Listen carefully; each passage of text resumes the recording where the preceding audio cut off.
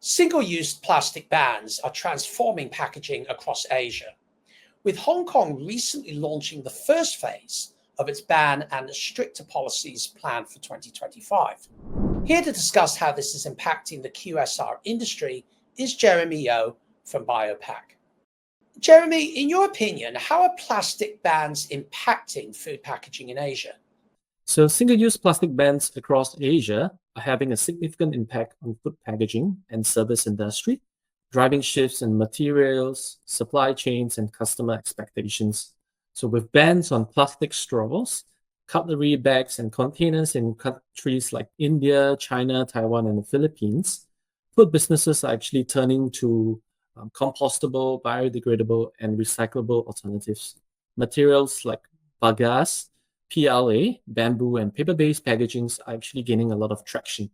So different countries and even cities have varying regulations, creating compliance challenges for multinational chains and packaging suppliers. So some governments actually provide incentives or tax benefits for businesses adopting eco-friendly packaging, while others imposes fines for non-compliance. What challenges do QSRs face in adopting sustainable packaging? There are quite many actually. So let me just point out a few notable ones. I think this is very common, which is a cost concern. So sustainable packagings often comes with a higher price tag compared to your traditional packagings like plastic and styrofoam. So for QSRs, especially those with tight margins, this can be a significant barrier. The cost for eco-friendly alternatives like compostable or recyclable materials may be passed on to consumers or absorbed by the company, but either of which is going to affect the profitability. And also supply chain limitation.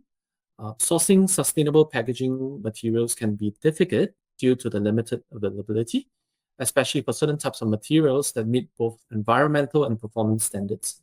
Additionally, QSR may face challenges with suppliers who lack the infrastructure to provide large quantities of eco-friendly products. Now, Jeremy, honestly speaking, is Asia's recycling infrastructure ready for large-scale sustainable packaging?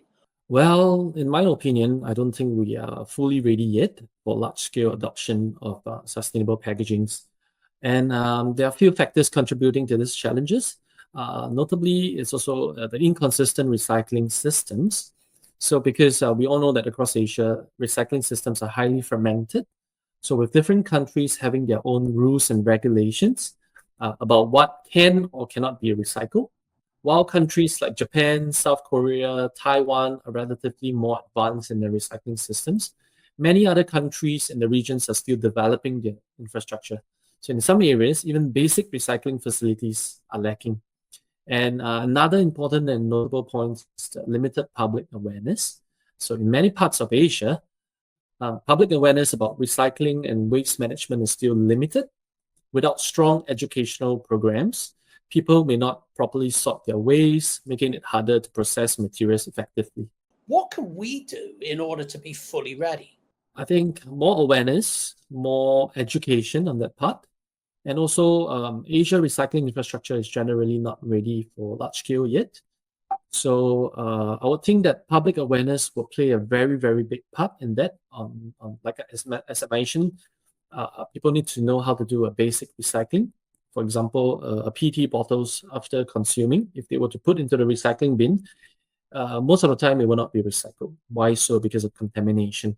So that basic knowledge of cleaning the bottle before we recycle is actually, before recycling it is actually very essential. Thank you very much, Jeremy, for sharing your insights with our viewers today. Thank you for having me. Once again, our guest was Jeremy Yeo, Asia Director at Biopak. For more news, please visit qsrmedia.asia.